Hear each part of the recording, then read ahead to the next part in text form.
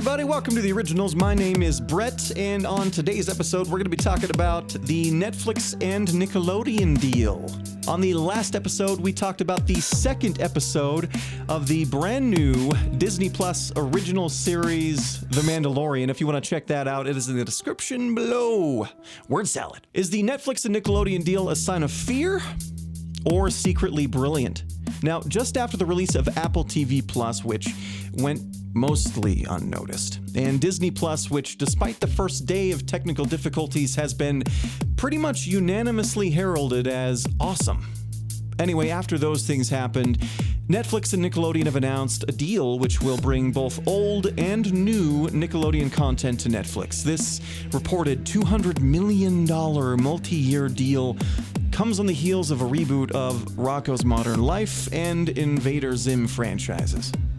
I didn't watch either of them, so I can't report on their quality, but they exist, and if you were a fan of either of those franchises as a kid, both are currently available on Netflix. Please go check them out, and tell me what you felt about them in the comment section below. Anyway, this deal will most likely result in many a millennial reliving fond childhood memories of Doug, Rugrats, Real Monsters, and hopefully Guts. Please remake Guts. I miss Mike O'Malley. I need Mike O'Malley.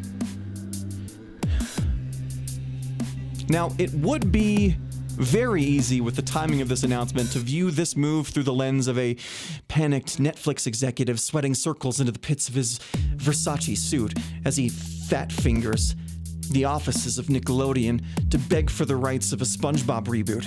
You certainly wouldn't be wrong to assume that Netflix's collective blood pressure has risen as of late. How could it not? With names like Apple and Amazon and Disney circling them like hungry sharks. Though at first glance, the deal between Netflix and Nickelodeon appears to be in direct correlation to bold moves by the competition, and it may be to some extent, but what I believe it's actually in response to is the COPPA, which is a hammer which just recently fell on YouTube to the tune of a brutal $170 million fine. This has led to all sorts of policy changes on the YouTubes, including the demonetization of virtually all content intended for children under the age of 13, which is a gigantic market. As a study was recently released that suggested that 92% of children are active YouTube users, and 78% of children use YouTube daily. With the FTC breathing down YouTube's neck and YouTube renewing their terms of service in January, what was once a land of milk and honey for children's content is now a barren wasteland filled with glass that has AIDS blood on all the sharp parts. Enter Netflix, which is already statistically children's second choice for their platform for content consumption, which puts them in a remarkably advantageous position, wouldn't you say?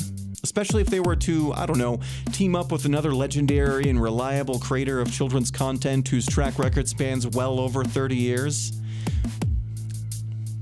Anyone got one of those laying around? Now, this, in my opinion, is anything but a desperation move on the part of Netflix. It's a power move. Hide your kids, YouTube. Hide your wife. I can't remember the quote exactly, but I remember Conor McGregor saying something along the lines of, "Keep your eye on the prize, not on your opponent, and you cannot be beaten." Now, obviously, that didn't work out well for him in the end. However, I believe that the concept is sound, and I believe that this is what Netflix is doing. Sure, Apple and Disney are scary names to compete against. Sure, both services are more affordable and offer higher quality original content, but I believe Netflix may very well have just decided to play an entirely different game than those peeps. And it may very well just be secretly brilliant. Now, if you found this video insightful or informative or entertaining, and you'd like to see more of my reviews or discussions in the future, there's a button down below that says subscribe. Next to that button, there's a bell, and if you click both of those things, you'll get notified when my channel posts content.